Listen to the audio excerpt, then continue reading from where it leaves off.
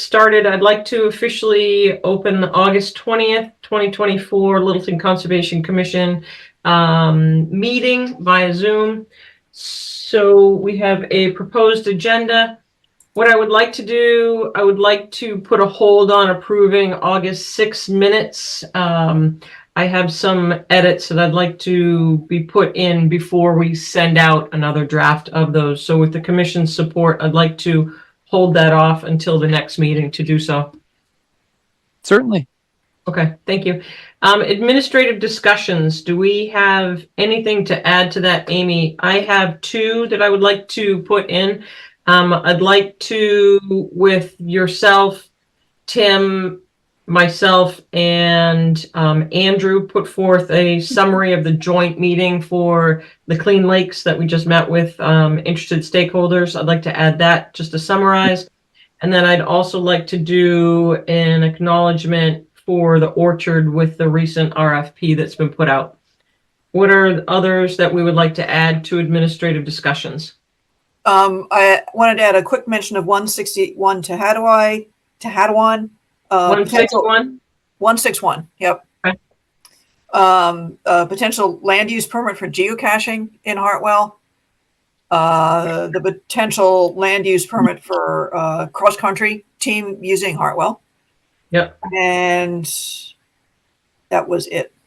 Okay, awesome. So I have 1, 2, 3, 5 to add to that. Let's go ahead and start to go through some of the items below the administrative discussion so that we can kind of peck away at that. I know it's a little unorthodox, but request for certificate of compliance 5 Caliva, Mass DEP 204-0984. Yeah, this was the one where the deck had to kind of be rebuilt and the shed kind of had to be rebuilt, the double door. It's all been done. It's all stabilized, and she did the replanting she needed to do. So it's all looking good. Okay, great. Do we have a motion for the request?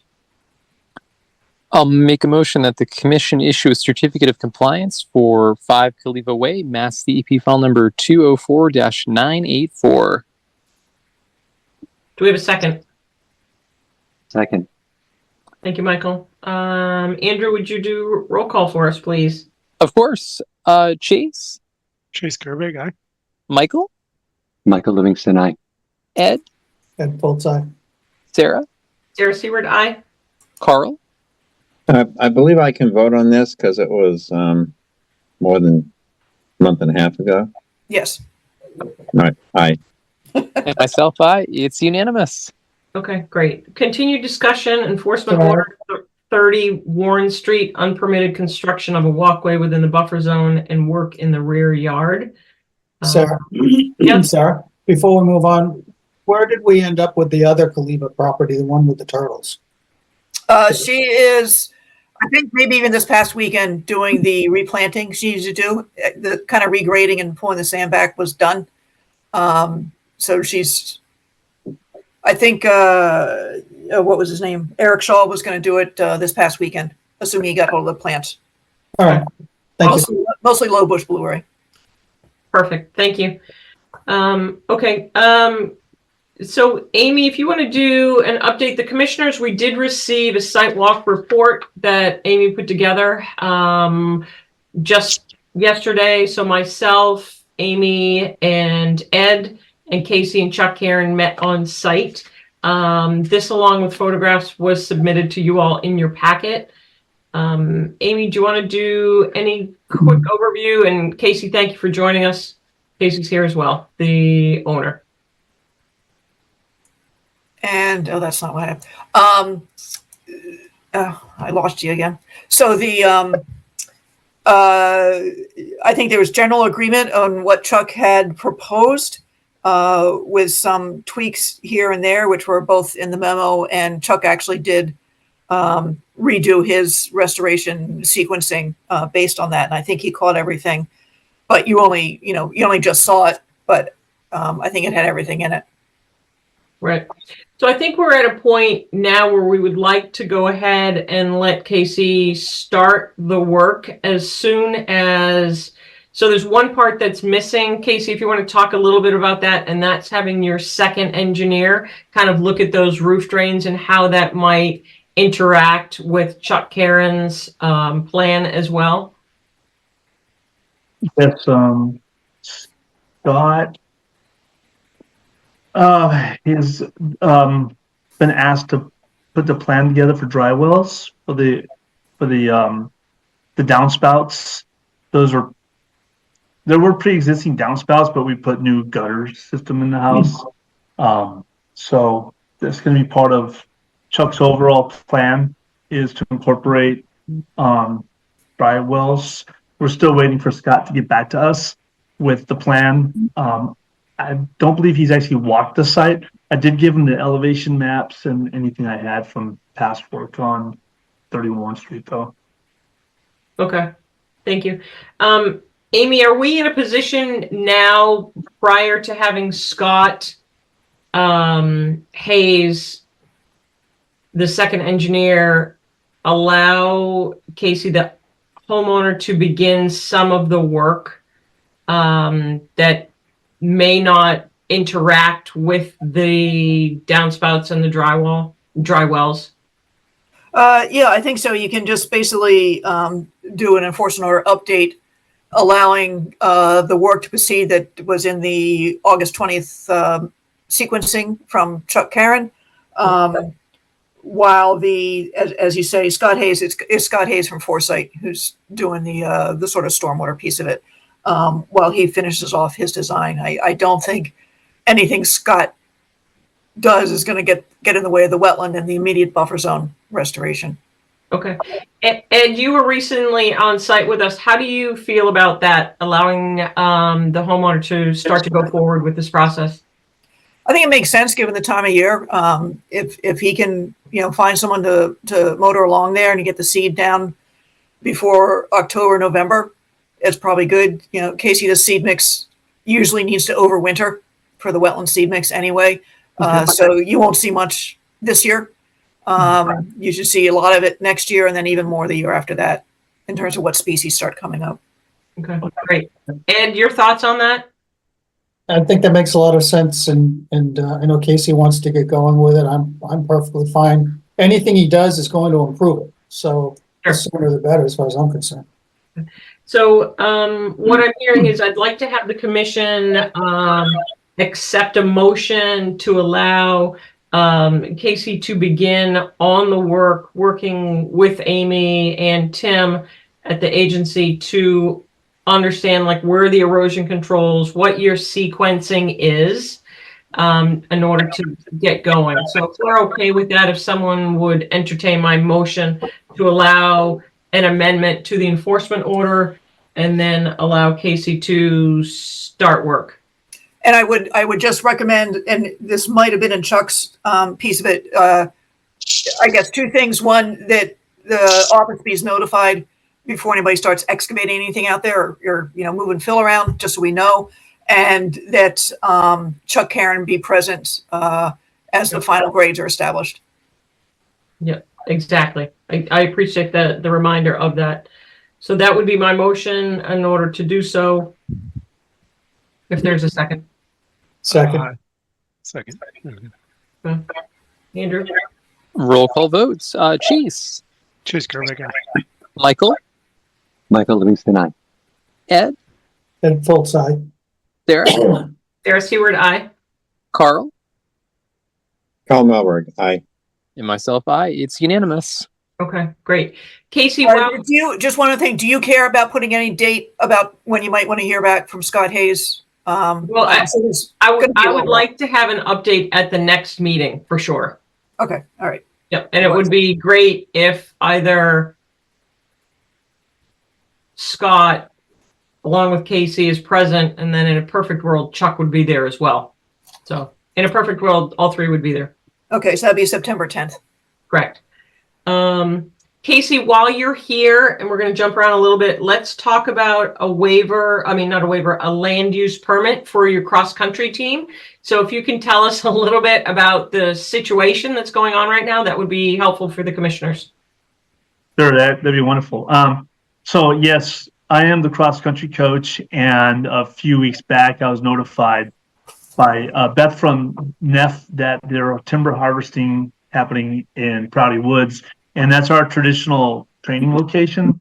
The team meets daily for months on end in the fall, and we run Prouty Woods, Two Brothers Trails. And so we're just looking for another place to run the team on trail, and Hartwell Land seems to be the perfect location. We can meet at the track, work out there. The middle schoolers can walk to the track. High schoolers get the bus. We cross the street on Russell Street. There's a trailhead right there that takes you from Russell Street down to the Hartwell family land, and we'd like to be able to run there until Prouty Woods is cleared again, which should be second to third week of September, which then at that point we'll be back to Prouty Woods, hopefully forever. Or until the next timbering. Years or 20 years, sure. So there are about 40 athletes on the team, 2 coaches. I would absolutely remind them, ensure and monitor the fact that they stay on trail, which I don't believe that's an issue at all anyhow. And I do know there's concerns with running on the boardwalks and, to make sure that we don't run on the boardwalks. We don't want to damage the boardwalks. So that's my request. So Casey, are you able to access all the property without running on the boardwalks, or you think you will have to be on the boardwalks? You definitely need to be on the boardwalk or two.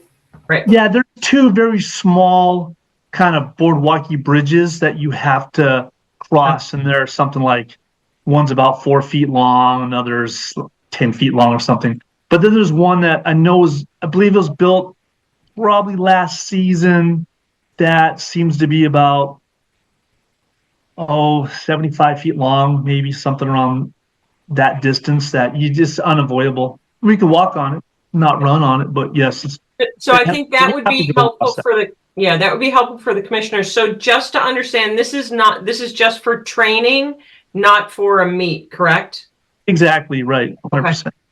So I guess I would like to ask the commissioners, in order to allow such use, because it could potentially be impactful, what the guidelines are that you would like for Casey to instill on the team. Because if there is damage, we have no recovery for this project if there is.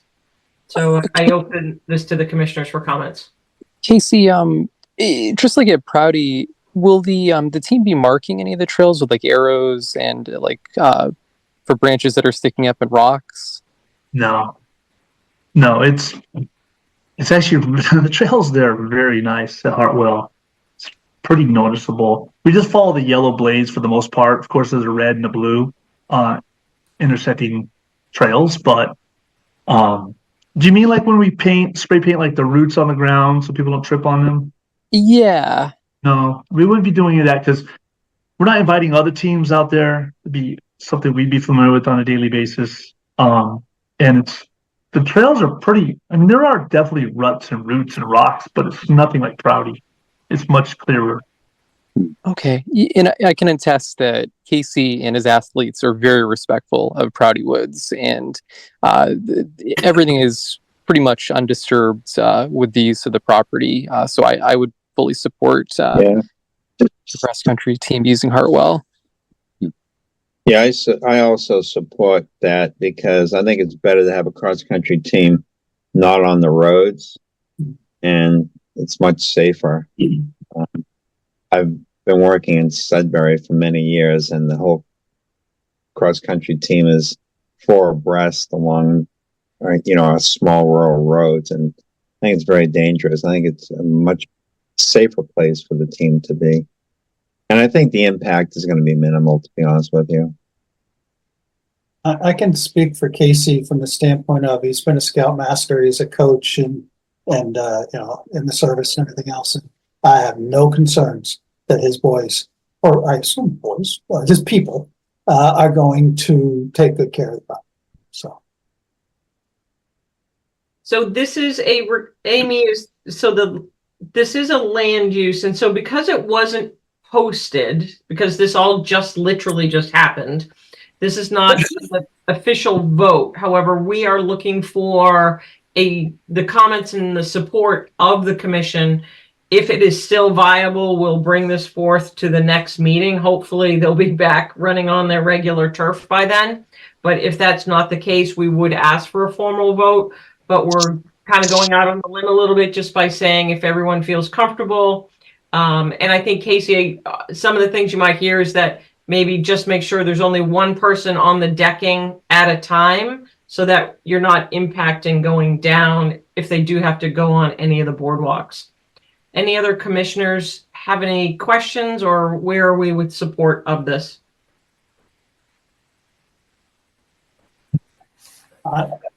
what do we need to address that we're in support of it? I guess Just everybody's saying how I guess they I'm feel. just looking if anyone does not support it, or if there is a concern or any concerns that we would have the team captain kind of address just to put forward. Other than the fact they're doing 40 people, I don't think they're gonna do any more impact on the trails than if we had, a husband, a wife, and 2 kids with their dog, honestly. Okay. All right. So, Amy, anything else that we add to this kind of conversation or narrative? It'll be marked in the notes that we had this discussion for the minutes, and that while there is no vote, you do have support to tread lightly on the boardwalks.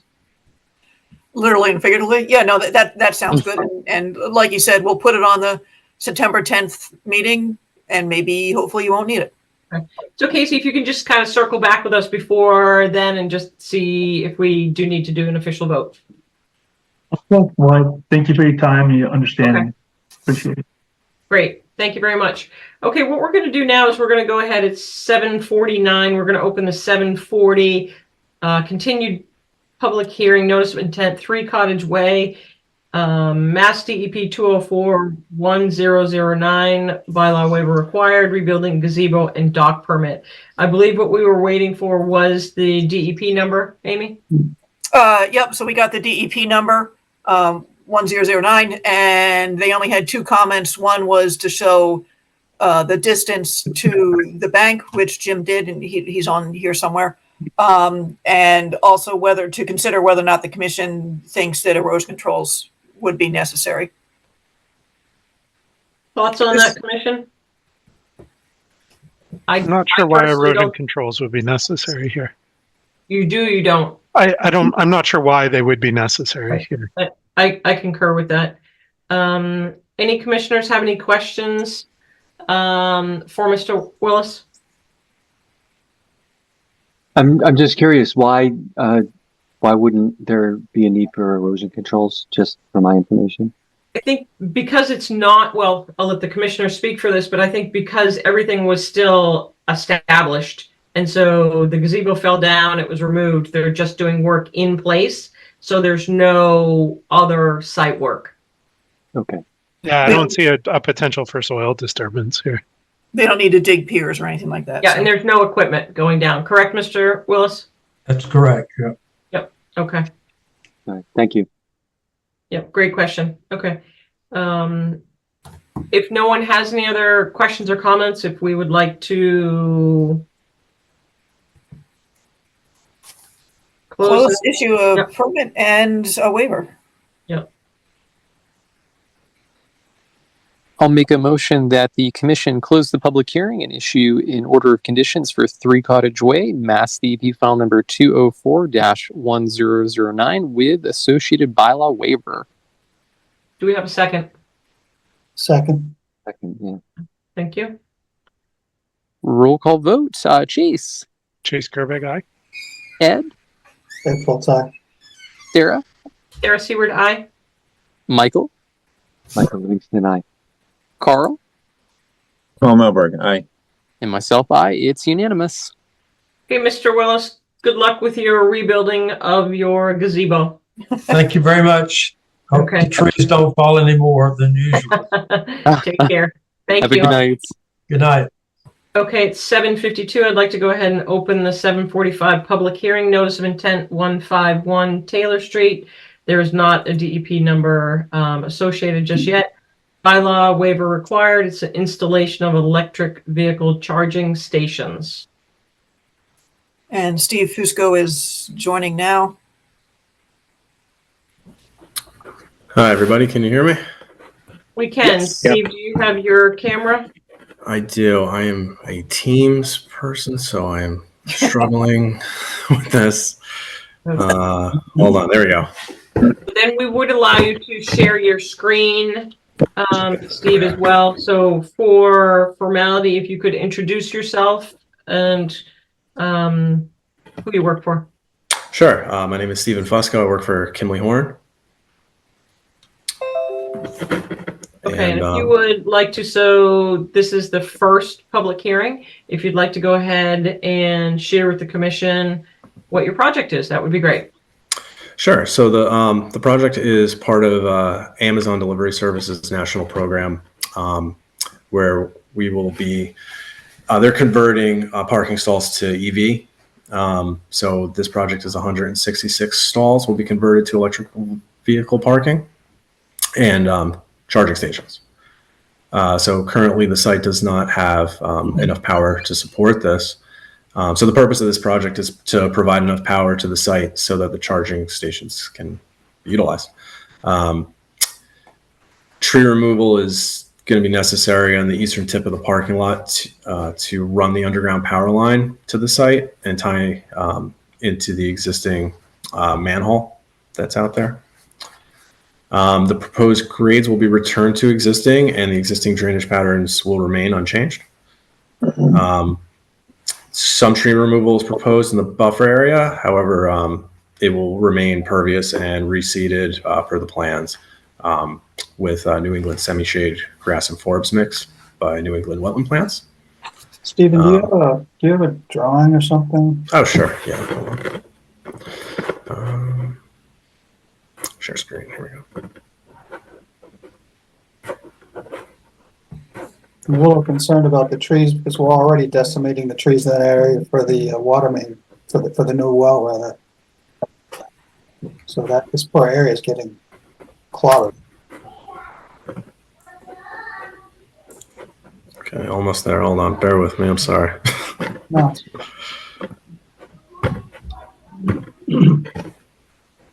Okay. There we go. So this is the area right off the parking lot when it comes in. It's hard to see on here, but this is Taylor Road.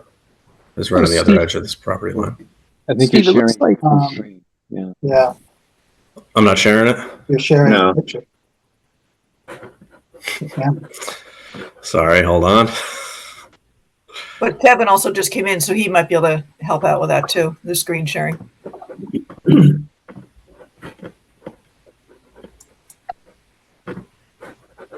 Try again. Sorry.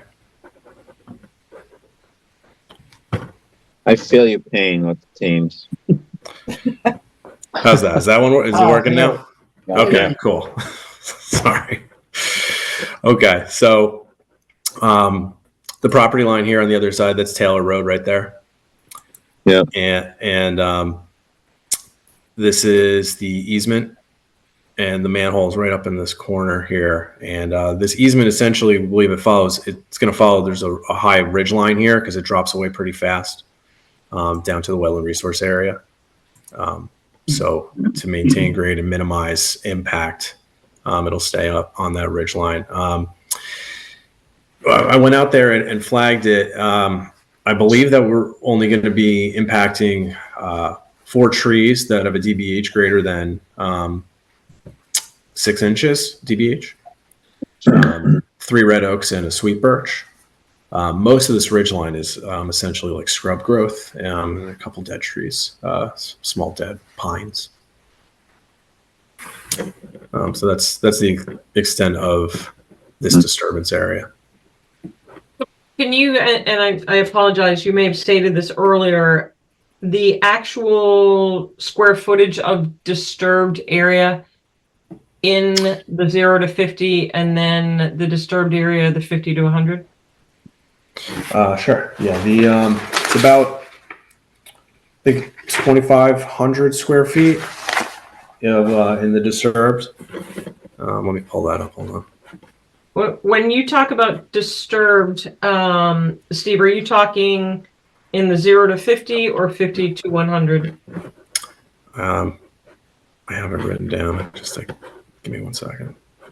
If I may add in, so within the 50-foot buffer range, So it's if going to be you, excuse me, sir, if you'd like to introduce yourself, that would be great. Oh, sorry. My name is Kevin Nasca. I worked on the permitting for this specific site. If you guys, so within the 50-foot buffer range, we're going to have about a 2,500-foot disturbance, and then within the 100-foot buffer range, it's going to be about 2,800. Is that 2,800, so 300 more or 2,800 more? 300 more within the 50 to 100-foot buffer. Okay, thank you. So 2,800 total. Correct. Thanks, Kevin. Yeah, of course. I really apologize that I was late. No, we kind of jumped ahead a little bit. Walk the commission. Well, actually, let's go ahead. I have a couple quick questions for either of you gentlemen. So you're looking at 166 parking stalls. So we do have a couple of new commissioners that are with us that may not be aware of the site and all that we went through to permit this.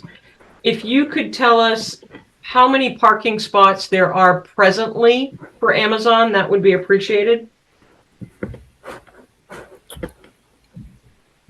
Kevin, do you know how many there are there? I'm going to pull the plans up and take a look. And while you're doing that, I have a question, and Amy, you might be able to help me with this. Was there originally a waiver on the first permit for this? No, Who said no? no, I that was Carl, because we had brought this up, Sarah, Right, when Amazon was first coming in there. In fact, I had brought up, about the whole electrical vehicle, because I could see the trend was heading towards that. right. And they said they hadn't got there yet. Okay. So I guess they're there. I guess they're there now. So I don't believe we had anything in there regarding that. Okay, so I know, so this site is under natural heritage, which we'll talk about. So I guess what I'm looking for is to understand, of the 166 parking stalls, what percentage is that taking over of all of the stalls, and what's underneath the parking lot? I just don't remember if there's a substructure underneath the lot, because I'm questioning, why wouldn't we ask them to permit within the actual structures of the parking lot instead of disturbing additional areas? Those are my questions. I think so, since if they need more power, take it up the access road to the back part there and go up to Taylor that long way around. Why not give up some parking spots? Well, they need to make a connection up to Taylor. Yes, so right now, with these spots that we currently, so the existing utility that's originally on the site is only there that could power some like lighting poles. It doesn't have enough power to end up charging these EV charging stations. So what we're proposing is that we're going to add like another utility that connects to an existing manhole. Is going to connect to our site, and then it's going to be able to power the 161 converted charging stations. So we need more power, which is why we're proposing what we are currently. I think, let me jump in and try and clarify this a little bit, Kevin, and maybe give you a specific piece of homework. And this fits in with what Sarah's saying. I want an alternatives assessment for alternative ways to bring power to the site that reduce the resource area impacts. And that specifically should include, at a minimum, bringing power in from Taylor along the existing roadway rather than coming through resource areas. Why is that not an acceptable approach? And my expectation is we're not going to debate that here. I want a memo that describes the alternatives that you've looked at and why those are inferior to this alternative. Is it possible if I could maybe give a quick answer on that, or should we just include it on the memo? I just want it written down.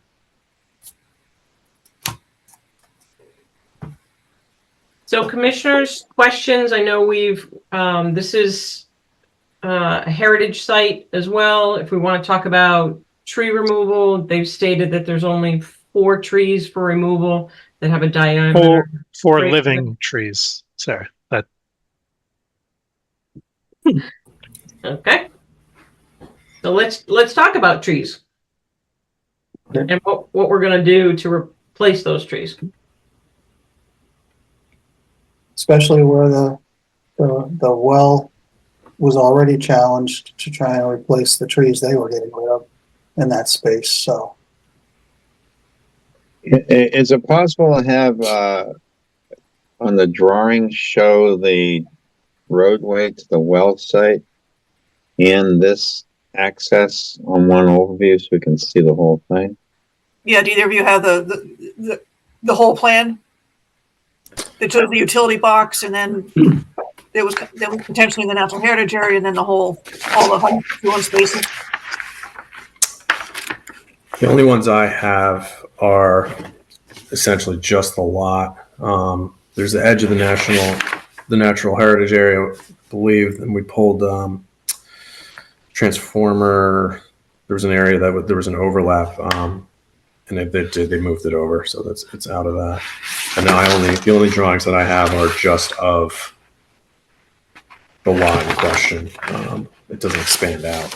Yeah, so But the I can new, get that. so we had previous drawings, the level of disturbance was in the NHESP area boundary, but we didn't have to disturb that area. So in the amended drawings that we ended up sending to Amy, we're well inside that area now, so we're not disturbing it. How did you get the current power to the building? And why can't that same path be used? Because it doesn't have enough power to supply. No, I understand what you have now. It doesn't have enough power, but you're getting power from somewhere. And you want another line essentially. So can't that other line follow the same path as your current line? But this is exactly why I'm asking for that alternatives assessment. I'd like Okay. this doesn't make any sense to me. And if you have to dig up the roadway to get there, dig up the roadway. I don't understand that challenge. Yeah, it's not like Taylor Street's on, recently paved, can't dig it up, policy. It's been a while. And Kevin and Stephen, I want to be really clear here. Cost is a component of an alternatives assessment, but just because something is going to be marginally more expensive doesn't make it infeasible. So keep that in mind when you come back with this alternatives assessment, that just saying, well, this is more expensive is not going to be a sufficient justification, at least in my mind, for why we can't use the existing disturbed area and we need to disturb resource areas.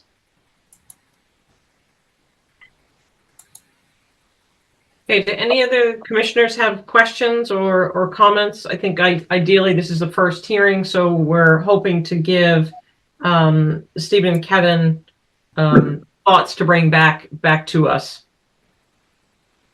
I'd like to see the picture showing the existing power line going to the building, plus as was noted, the water plan to kind of get a sense for the total amount of disturbance in the area. But the bigger thing is, where is the current power line, and why why can't that space rather be used? I'd like to add a couple additional requests here. I think one thing that would help guide this a lot more effectively is a drawing or two that overlays the work you're proposing on an aerial rather than an engineer drawing. To be honest, I think those are a little hard for us to follow sometimes. So take that, overlay it on an aerial where we can see where the buffer zones are and the underlying parking and so on would be very helpful. Another Chase, 1 second with that, Chase may interject. Also, you're talking about the heritage lines as well, correct? As you're looking kind of down on this property. And that's what I was going to get to. Yeah, we also then would want to see on top of that the overlay of the heritage, as well as the overlay of resource areas.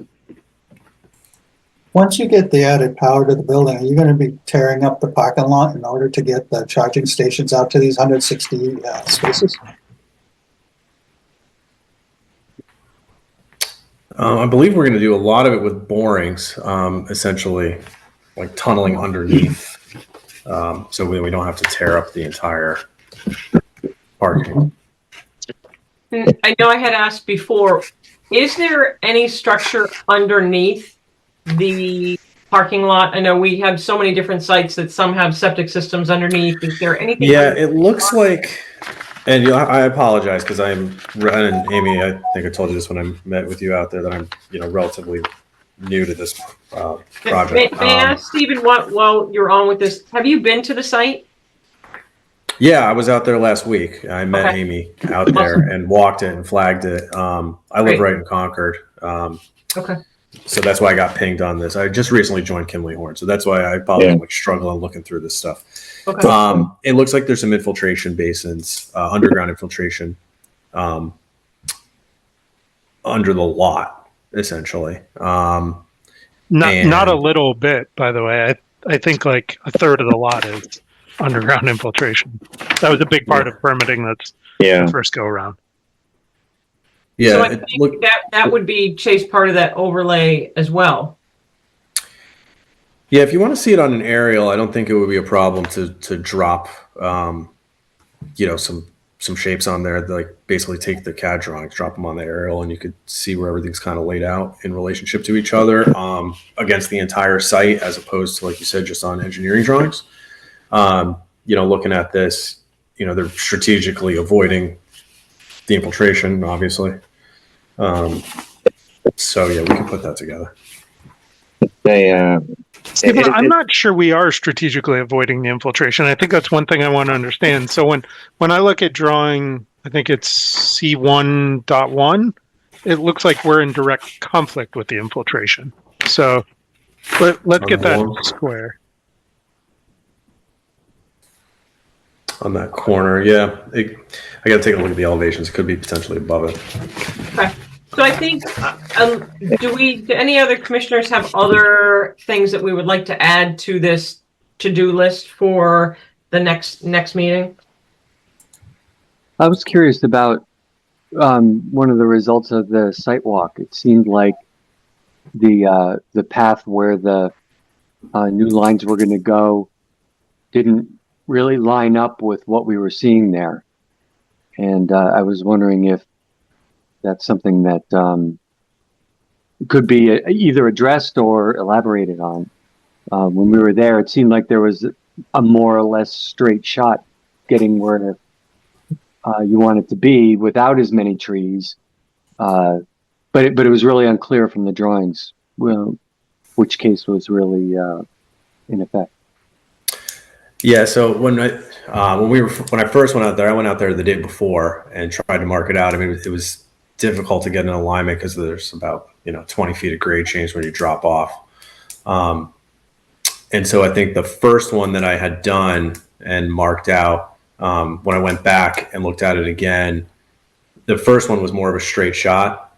And then when we went back out there, and I was out there with Amy, and were you out there too, Michael? Was that? Yeah, it was. That okay? You had sunglasses on. I couldn't recognize that. So after you came back, I adjusted the alignment and looked at it. Having you guys be able to be there to see you vertically allowed me to be down there and figure out where it was. And then once I saw where you were, it kind of dawned on me that they're following the ridge line. Because the kink in the layout is the kink in the ridge line, essentially, from what I can see. Which also makes a ton of sense of, that's going to be the best way the least disturbed, have the, the least amount of impact on that. And like I said, there's not much, there's very few trees there. The red oaks are there. One of them doesn't look that healthy, and they're kind of scrubby, but they're big. So, they're substantial. They should stay there. But when the easement does, like when the final alignment does get laid out, there is some room. They're right on the edge. The easement will be there. I'm not 100% sure that they wouldn't survive. It's electrical conduit, not pipes. They don't have to go down 5 feet. So, I'm hopeful that whatever comes out will be not that impactful to the zone. Okay. So just for the commissioners, you were, I would have to say, very fortunate that you had an agent and a commissioner that preemptively went out to just kind of give you some guidance. But so going forward, I will have to just let you know that at some point, whatever the outcome or direction of this project, there will be an additional site walk that will be formal once you have something more concrete. And so, but I think it's premature while you have the commission here for us to schedule such. I would like to have you address the questions that have been raised at the next meeting, and then we kind of go from there. So obviously it's your first time in front of the commission here, but that's kind of our protocol. Okay, makes sense. Any other commissioners have any kind of questions or concerns at this point? There may be others later on. Chase has given you a kind of a shopping list. I've got a couple other things here to maybe think about how things that we're going to want to talk about, Stephen. One is I'm not sure your stormwater memo is complete. To be honest, it looks like you still have editorial comments in there, like maybe under standard 1 in parentheticals, it says just talk about erosion and sediment control measures. Looks like maybe we need to spend a little bit more time fleshing some of these things out. And I'm also going to push you on understand when this project is done, the stormwater system should be the same as it currently is. But I want a lot of details about how stormwater is going to be managed during the construction of this. Because to the extent that the stormwater is discharging to resource areas, we're going to reach out into the parking lot to understand what's happening there as well. And my concerns there are really threefold. One, I don't want to undermine the existing system, because the existing system is what is preventing discharge to resource areas. Two, I don't want to see direct discharges to resource areas during construction. And frankly, you don't have a lot of place to manage that water otherwise, right? And it's going to come out muddy and dirty. And the third is I want to know sort of the equipment and things like that we're going to have. Essentially, what I don't want is I want to know the sort of the construction envelope here, not just the digging, but where are we going to have equipment? Where are we going to have stockpiles of material? And along those lines, similarly, where are there going to be? Where is parking going to happen that isn't happening here, and does that ultimately have an impact on resource areas somewhere else? So all things for you to think about, know that they're going to come at you down the road, and to the extent that you can prep for them, I think you could move this along a little faster. Yeah, no, that's great. As we develop it, would you be open to like conversations about what your preferences are in terms of, the ENS that we are looking at as we kind of go down the road and are trying to, determine, okay, like these are, maybe potential option here, potential option there, capture some of the stormwater, get some infiltration going on or something like that. I think we're open to options in general. I will say that we try very hard not to dictate what should be done, but rather to take the options that you put in front of us and work with those. Perfect. Okay. Well, will this electrify the entire Amazon fleet that works out of there? Is it a complete change to electric vehicles? That I do not know in terms of what they utilize versus what is parked there and Yeah. timing and stuff like that. I can't speak to that, to be honest. Carl, I think that went back to the original question. They're talking about 166 parking stalls. But my question was, how many parking spaces are there? Yeah. So I think they'll bring that back to us. At the Yeah. next. So Kevin, I know that you came in just a tad bit late. Are there any questions that you have for the commission before we sign you off? No, I think I have all the comments you guys made, and my question is, when can we schedule another meeting, or how can we go about this? Yep. So Once we have- Amy, September 10th? Is that correct? When's Yes, it? that's correct. Is that correct or no? I'm sorry, can you hear me? Yeah, September 10th is correct. Yep. So you would be, with your permission as the applicant, you would be put forth to the next meeting. So which would be September 10th. And Amy would then tell you what the allotted time slot would be at that point.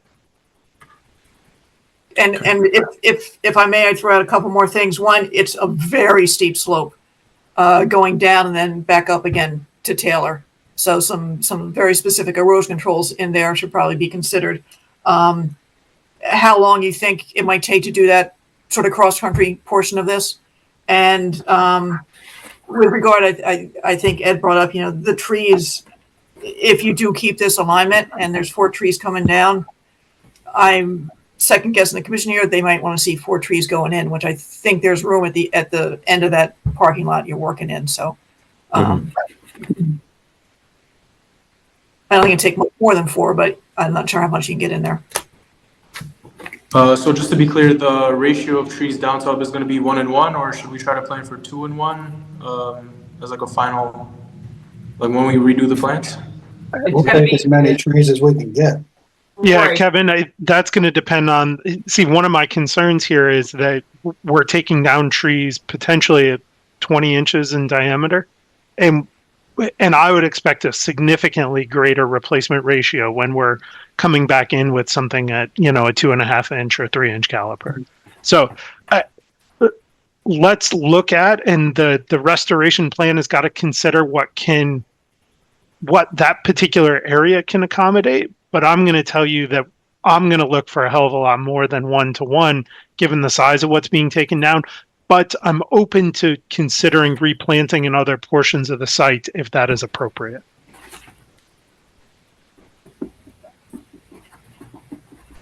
So I don't know what you do with quantitatively a hell of a lot more than 1:1, but I think you get the idea. Can I ask you kind of a random tree question? Since these are all just red oaks that are, I think, self-seeded, do you have like a preference on species or anything like that you like to see kind of propagated? We like hardwoods because we don't have that many hardwoods in Littleton. Most of our stuff is white pine. So I actually kind of prefer like the red oak Okay. hardwood. That's No my maples or 2 cents. I anything? prefer And native. native. For sure. Okay. There is a tree guide out there. I'm not sure it's going to help you that much, Stephen. All it's really going to say is plant native species, but you're All right. welcome to take a look at it. All right, I'll have fun with it. I like planting trees. Has there been any thought to impact to the animal life? Where, assuming that you end up with the original plan, I'm sorry, can you repeat the question?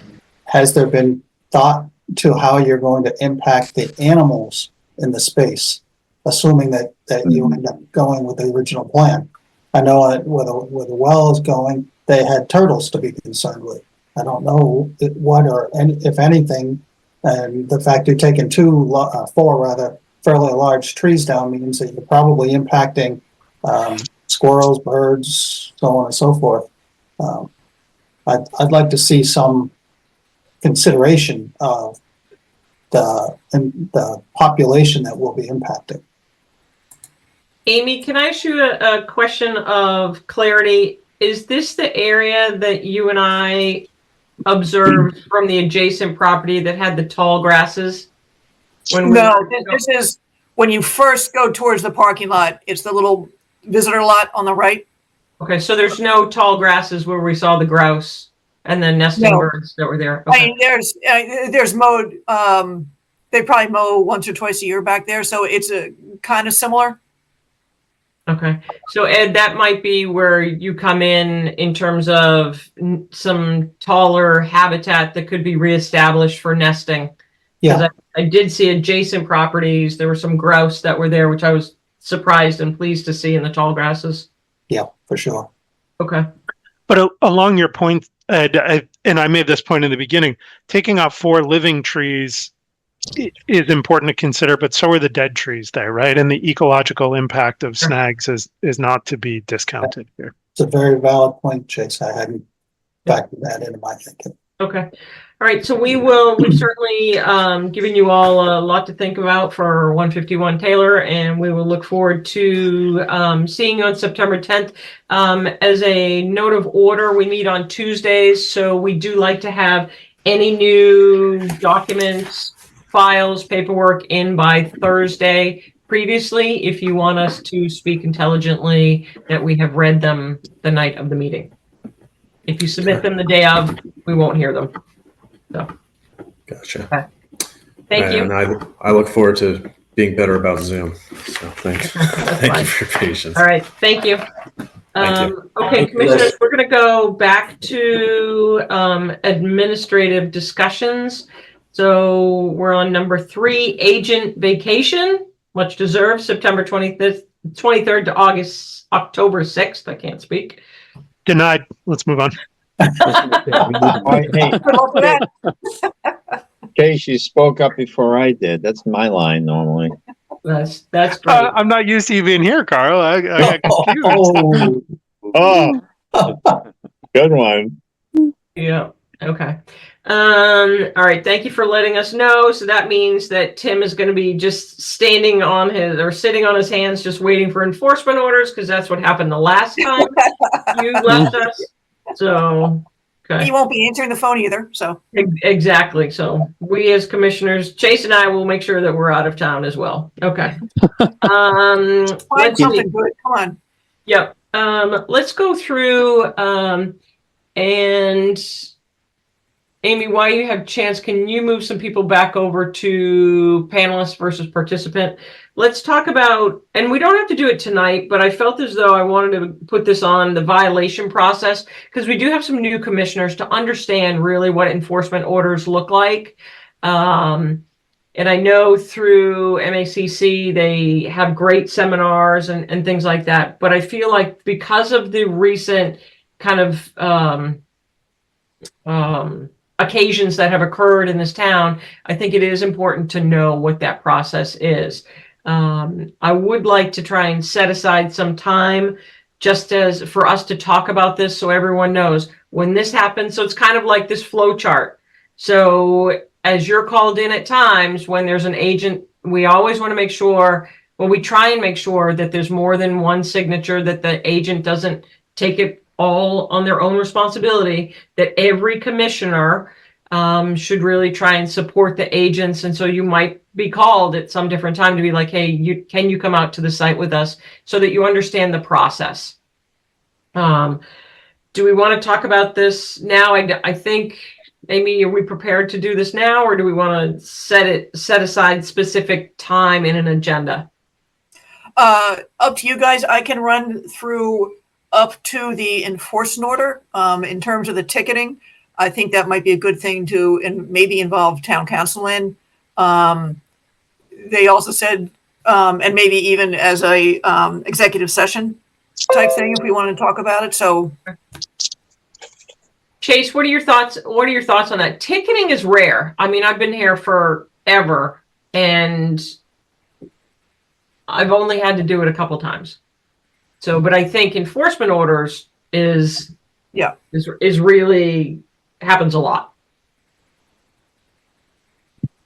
Do you want to come back to this and see? We'll kind of plow through some of these other things and see if we have time tonight to talk about it. Yeah, I think so. That makes more sense to me. But to your point about ticketing, right? That I'm not sure that's something we need to worry that much about, right? It's ticketing No, ticketing's ultimate threat. I understand, Amy, you and Tim have been sort of living that as a bit of a challenge, but if we get one thing right and one thing wrong, I'd rather get the enforcement orders right and ticketing wrong. And like Sarah said, I've been here for 10 years and I've never issued a ticket until, recently. You, So, you left that all to Tim? yeah. Oh, you're hearing that subtext, aren't you? That's funny. All right. Not my name on there. All right. Let's move on to some of these other ones. Tree policy. Chase, any update on that? I don't want to freak you guys out here, but there are actually a couple things I wanted to talk about. Woo! I sent Kyle a text message. I said, "You're not going to believe this. You're not here." But here's what I want to share with you are a couple of things. Let's see. Can you all see this? Yes. Yep. And so one thing I wanted to talk about is what I've written today is the exception. So essentially, where does this tree policy not apply? And the exceptions that I've outlined here are places where I don't think we want it to apply, but I want you to think about that. And one is land and agricultural use. That's a Wetlands Protection Act definition. That's essentially, let's set that aside. That would be something completely different. Trees in Chapter 60 or land in Chapter 61, right? It's got a forest management plan. That shouldn't apply.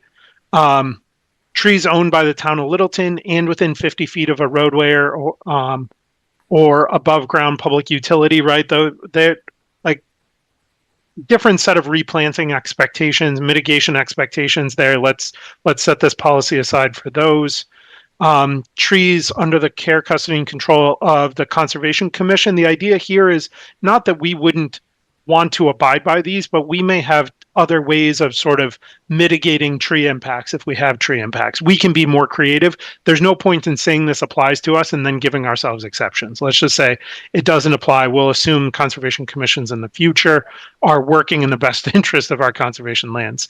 And then lastly, and this one may seem a little paradoxical to you, trees where threatened and endangered species are present. And the idea here is that we don't want to set a presumptive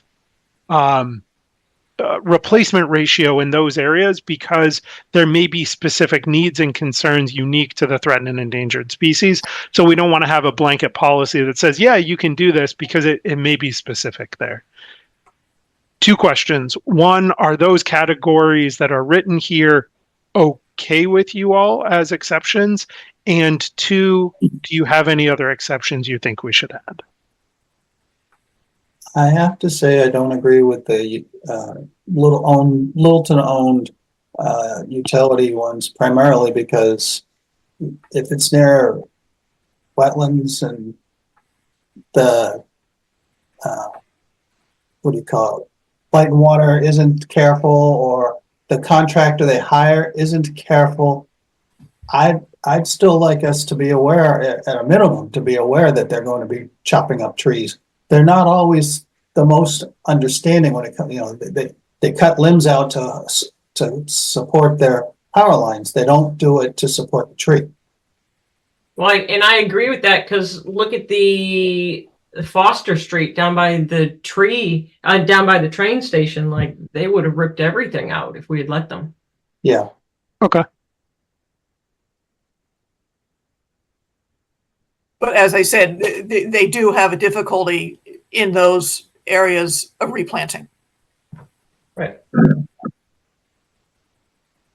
They would be coming up for permit anyway, theoretically. Carl, this is in your wheelhouse. What are your Well, thoughts? I'm just thinking about the last one, T&E species may be present. Is this, does this mean that we're gonna ask the applicant to do because this is beyond just a state T&E, it would be federal T&E too, I imagine.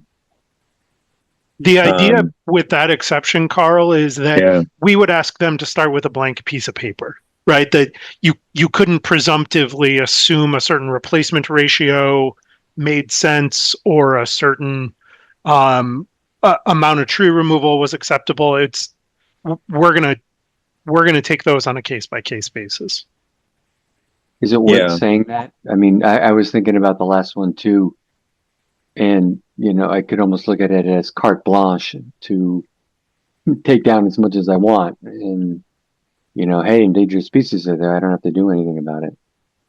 Well, it would have to comply with natural heritage, although they're not going to cover every project. And there are also going to be restoration type projects where you are intentionally taking down trees for a TNA species. Well, I'm thinking more like a bat species. Are we going to be asking? Yeah. Yeah, I mean, that was the one that really comes to my mind. Yeah.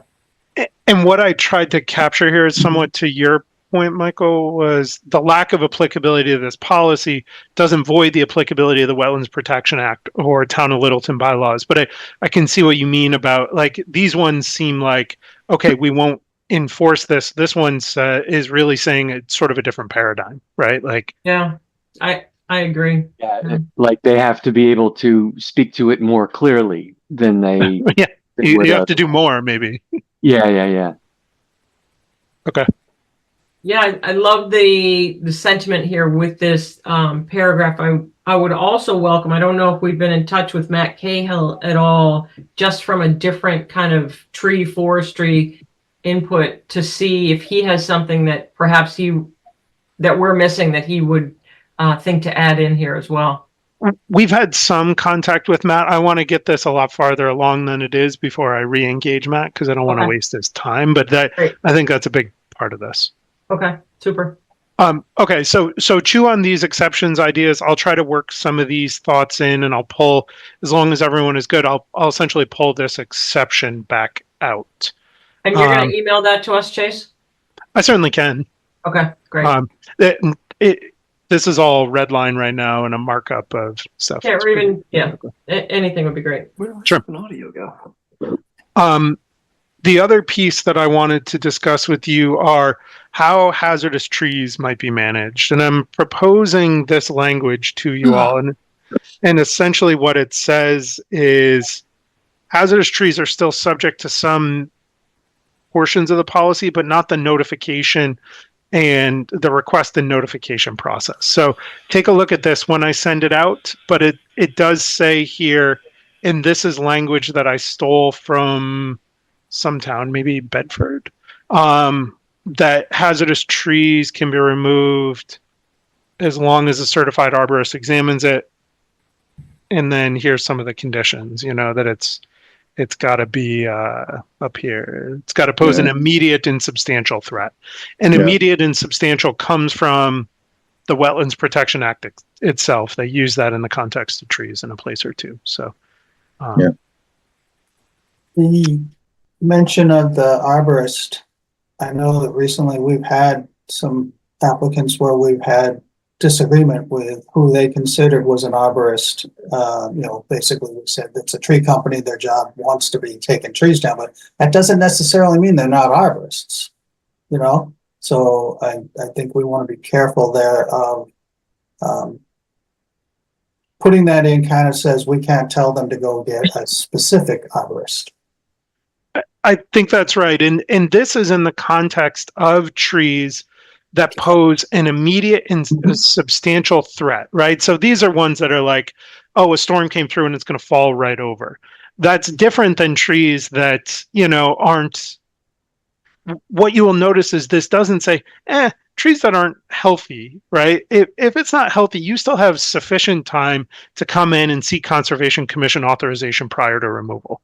This is only for those trees where it's like, oh boy, they're going to fall over right now. It's a little bit more of an emergency certification. All right, because I was thinking of what was the lake place that we just went to, where the wife's car had trees fall on it twice. I was thinking about that kind of thing. Right, up on Hazard Way. Chase, Swan, could you that's put a swan. hazardous trees like hyphen emergency situation in that subject or topic area? Okay. Something like that. Yeah. I think it really just spells it out that this is an emergency situation. Or trees are being attacked by a certain bug. I was just recently in Wisconsin, and they've got I couldn't believe the ash bark borer, they get huge problems out there. I mean, all the. Right.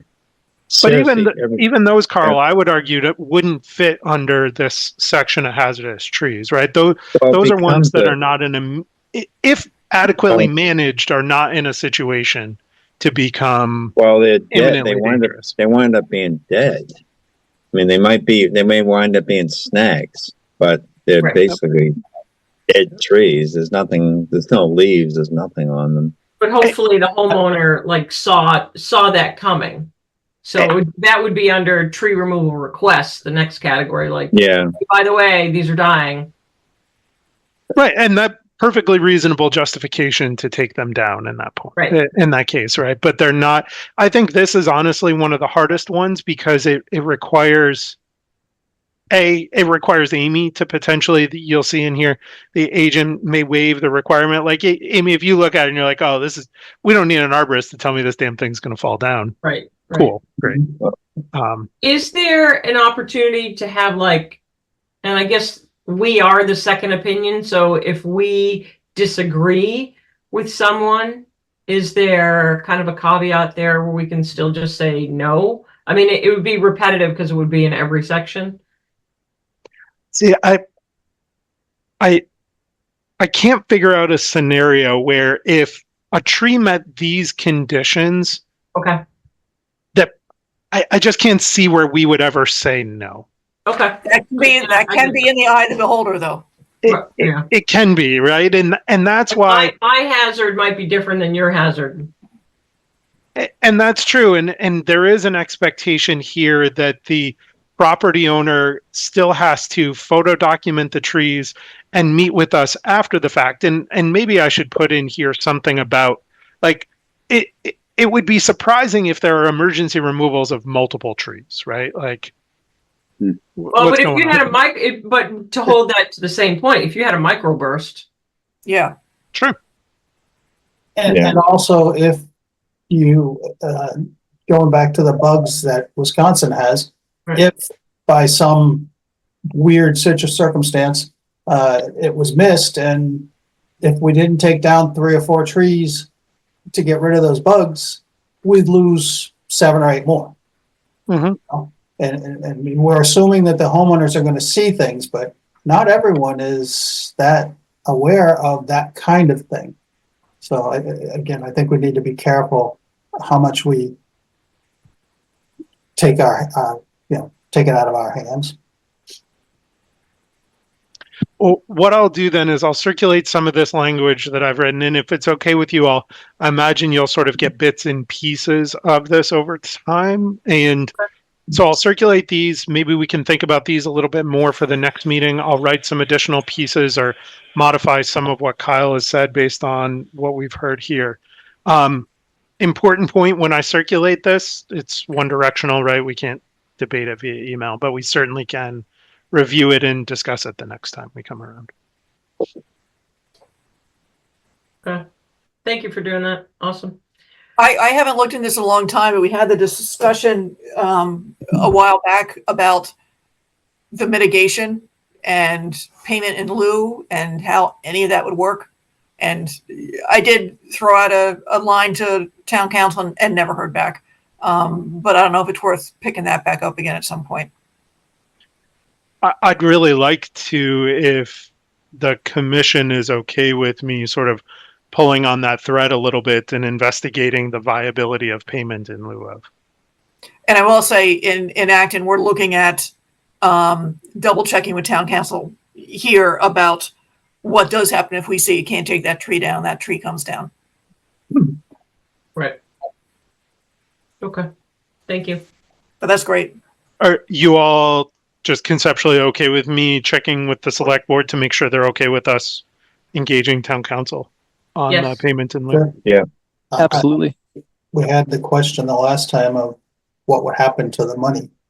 And I think that's part of the reason we didn't really follow up on it, because of, like Amy said, she talked to the attorney, but there was a whole discussion at that time. Do we have a fund? What do we do with it? Do we give it to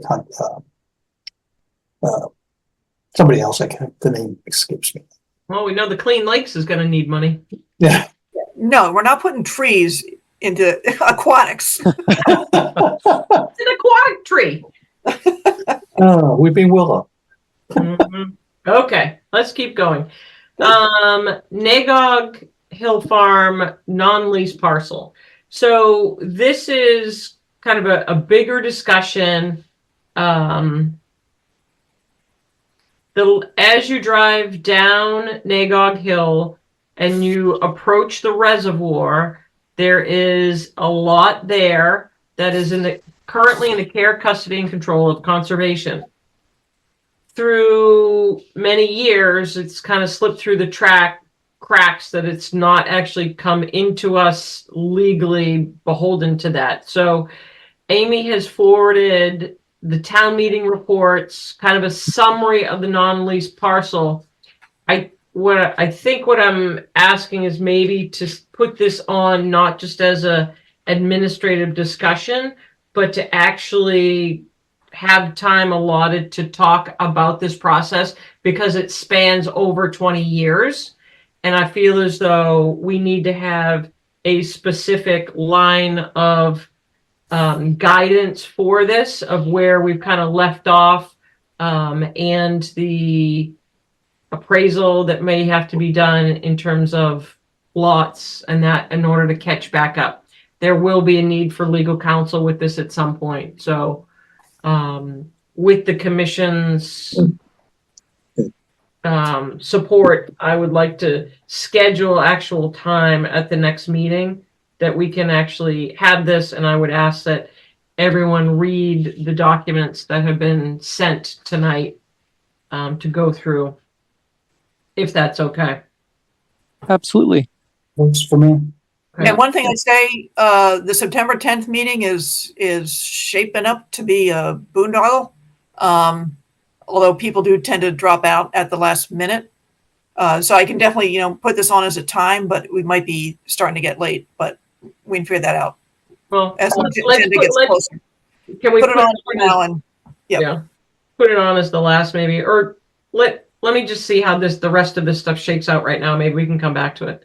And while we're talking about Nagog, the select board has recently gone live with an RFP for lease opportunities, which is on the town website.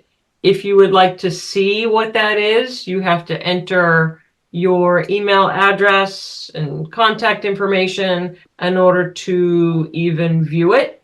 So they're basically looking to see if anybody wants to lease the property, but it's not the entire property. It doesn't include the house and some other issues as well. But that is live, and if you know of anyone that would like to be interested, please feel free to send them to the website.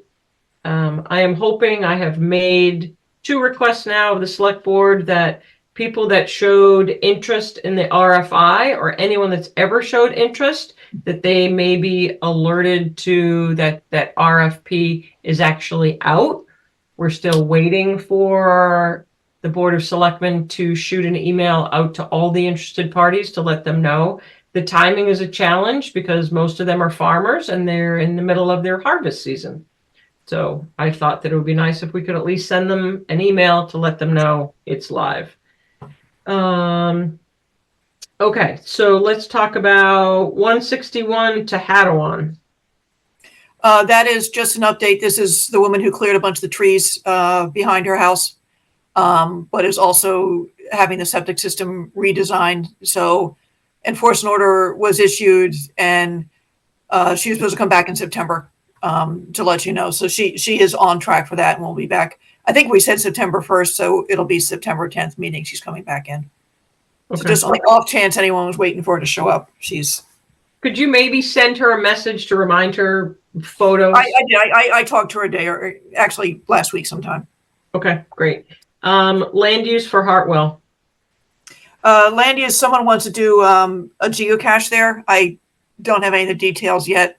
I wasn't sure if that was necessarily the kind of thing you wanted to see a land use permit for. Well, we have other geocaches out there, and I think we had asked for permits prior. Yeah, I think if I recall, someone asked to do one and then they just kind of disappeared. I think it was at Bumblebee. And I'm sure there are geocaches out there that we have no idea about. But it may have been prior to you coming in, but I do know that someone Yeah. has asked before. So I would like to have them Yeah, I'll tell her to. formally do a land use. That would be great. And even at Bumblebee, I know for a fact that there are ones that we don't even know about because I've been out there and people have been like off the trails, and I just had a curiosity. I'm like, hey, what's going on? And they're like, oh, geocache. Yeah. Tim, are you still with us? I see you're on. I don't know if you can hear us or if you're still driving or if you're. Okay, let's go ahead and start to do a summary of that joint meeting tonight. Tim, do you want to try and take that on? Who was there and what the purpose of that was? Yeah, so I mean there was a lot of people there. I don't remember all of them. I honestly can't remember probably half. But it was a joint meeting. So Jim Duggan, on behalf of the select board and the Clean Lakes, called interested stakeholders of our water quality and our lakes were there. Yep, and so what was being discussed is basically the budget that the Clean Lakes Committee has come up with for the next 5 years. And we talked about how they don't have the cell tower money going towards what they want to do. The water department is still able to give them about $70,000 to $80,000 a year, but they focus that money towards Spectacle Pond because they have interest there due to the wells or the single well that they have there. The water department kind of hinted responsibility for Long Lake towards Park and Rec and conservation, and didn't really say it directly, but Mattawanakie towards conservation. There was talk about how CPC money for the aquatic invasive treatments would likely, it would have to be considered management if they were to even propose it, but the CPC would likely consider it maintenance since it's an ongoing, it's not just a one-off treatment. It would be done every year. And how they didn't bring up what I wish they would have brought up was how there's kind of a gap in what CLC is requesting and what the combination of what CPC and the water department is able to allot. I talked at the last Clean Lakes Committee meeting, which was last Tuesday. I talked with them about bringing that concern up, and what we've been talking about at those meetings is they want to have basically a line item every year that can be voted on at town meeting for the gap in funding of which I just mentioned. It wasn't brought up at this meeting. I'm not sure why. I'm not sure if we're having another one of those meetings. I think we definitely need to have another one of those meetings because we only talked for about an hour, and I think the Clean Lakes Committee members wanted to talk more, and they didn't have a chance to touch on everything. Andrew, do you have anything you want to follow up with that, or Amy? So yeah, I mean, Tim gave a very good summary of the meeting. There were members of the select board, FinCom, and we were there, myself for CPC and CONCOM, as well as Carolyn Mueller. So essentially, there are potential buckets that CLC could look towards for funding certain projects. CPC would be a little limited in terms of the projects that we would be able to fund. They would have to fit within the open space category of CPA monies, in particularly the preservation of open space, which in the past we've used for invasive plant control on conservation land and most recently at Long Lake.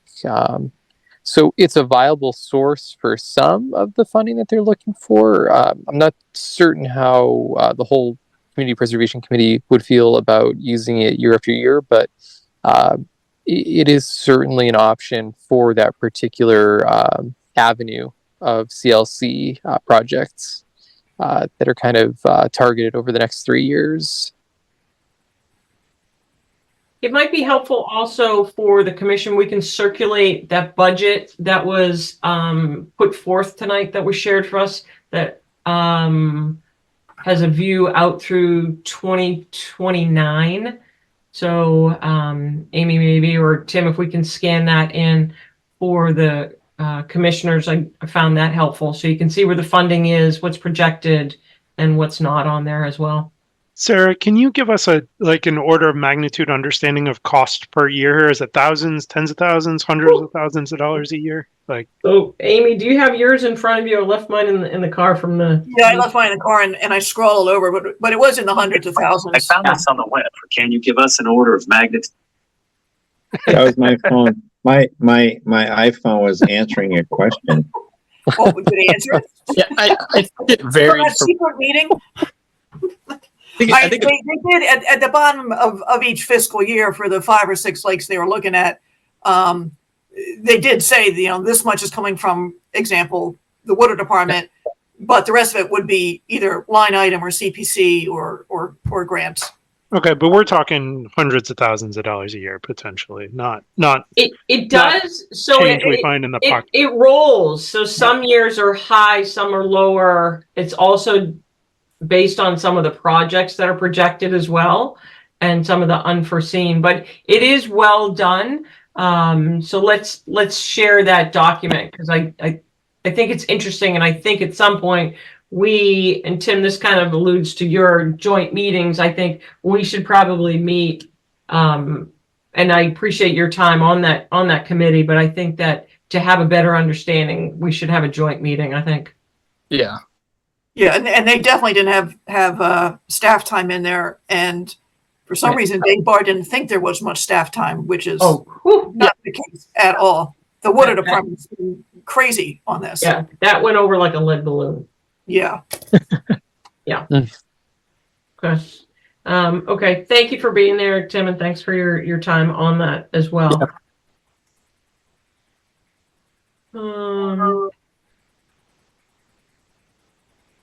That's it for administrative discussions. Do we want to go ahead and plow through a little bit for NAGOG? What's the temperature like? It's almost 9 o'clock. What do we want to do? And I will say, unfortunately, my screen sharing is being wonky, so I can't throw anything up if you wanted to discuss it, but. Has anyone had a chance to look at what Amy has passed out in terms of the summary of the non-lease parcel and where it's located and the votes that happened in 2015? Is this land, this non-lease, is controlled by the select board? No, this is what I consider our land that is down by the reservoir. Okay, yeah. I do not think that's true.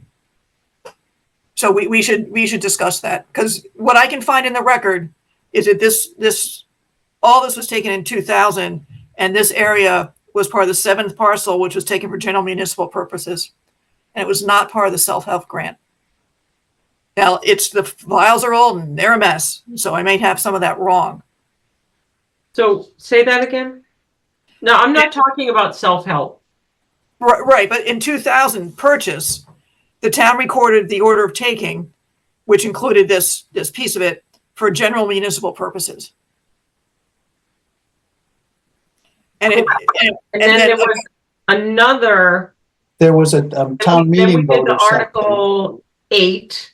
Right, the 2015 one. The 2015, which basically the Board of Selectmen and Conservation conducted a joint on-site inspection. So they moved and seconded by the Board of Selectmen to vote to approve Article 8, which basically brought it into our custody, which shall include in the lease only a portion of the assessor's parcel. So if you look at Article 8, it was approved. So that was the Select Board, Finance, Ag Committee, all in support of 8, which pulled out Lot 107. But it did not transfer it. No, I understand that. Yeah, But the that's language got changed. The original understanding with Keith was it would be transferred. correct. And this just says it's subject to further discussions. Right. So it's still on the select board. So just so that we understand, the lot that we're talking about Yes. is the lower lot, not one of the upper lots. So it's the lower lot that everyone thinks that it's under our care, custody, and control, Yes, which they do. do oversee it. But we want to tighten it and make sure that we actually own it. Did the board ever actually prepare the engineered plan that the article references? No. And then, They have So to that would still subdivide the have to parcel and happen, then right? right, a plan was developed, but it was never finalized.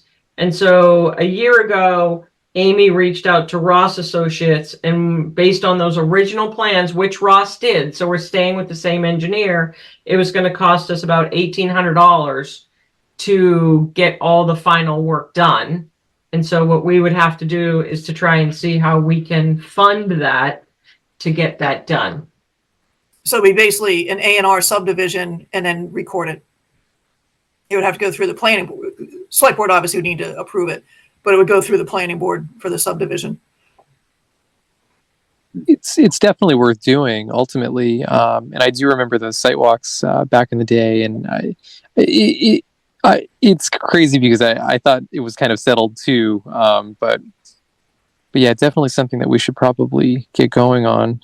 There's a lot of parcels like that. It was meant to, and then it just never made it across the finish line. So I guess the question is, what is the priority of this and how are we going to pay for it? I don't know how to pay for it, but I think it should be a high priority.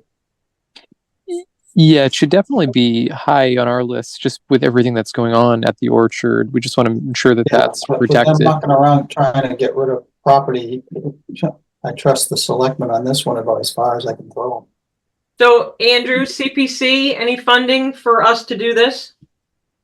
So in terms of CPA funding to do this, you're allowed to develop plans and to kind of set aside money for land purchases. Where this isn't a land purchase, it's probably not eligible. But my other worry with CPA funding is if we were to go for it, the warrant is going to be closing very soon for the October town meeting, which would mean that we'd have to apply in the spring. So we wouldn't have money available until July 1st of 2025.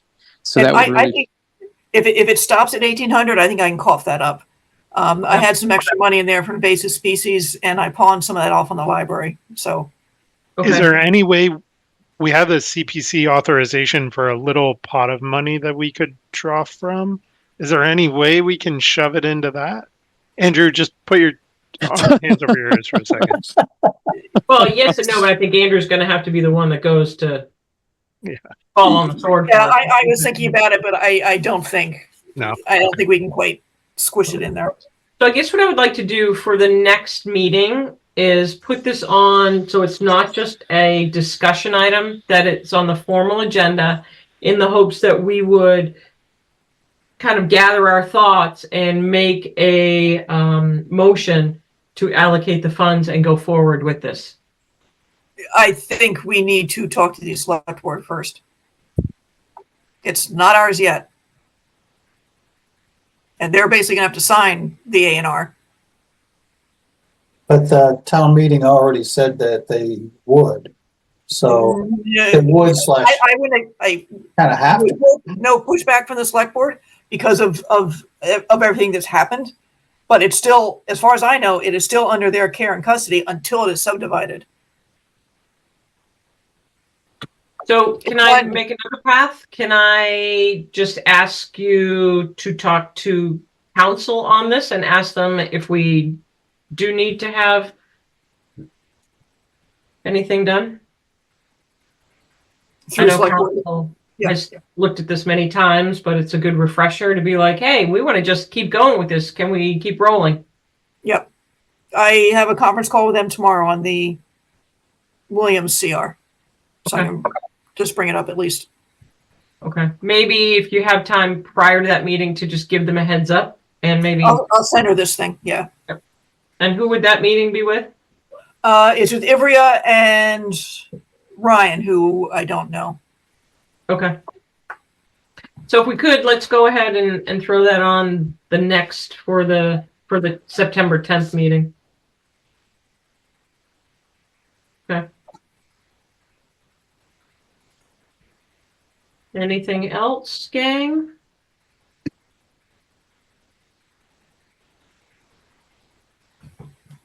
I'll make a motion to adjourn. At Second. 9:02. Do we have a second? Second. All right, roll call vote. Chase, Chase Gervig, aye. Ed, That full side.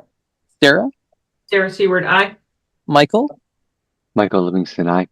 Carl, Paul Rummer, guy. and myself, I. It's unanimous.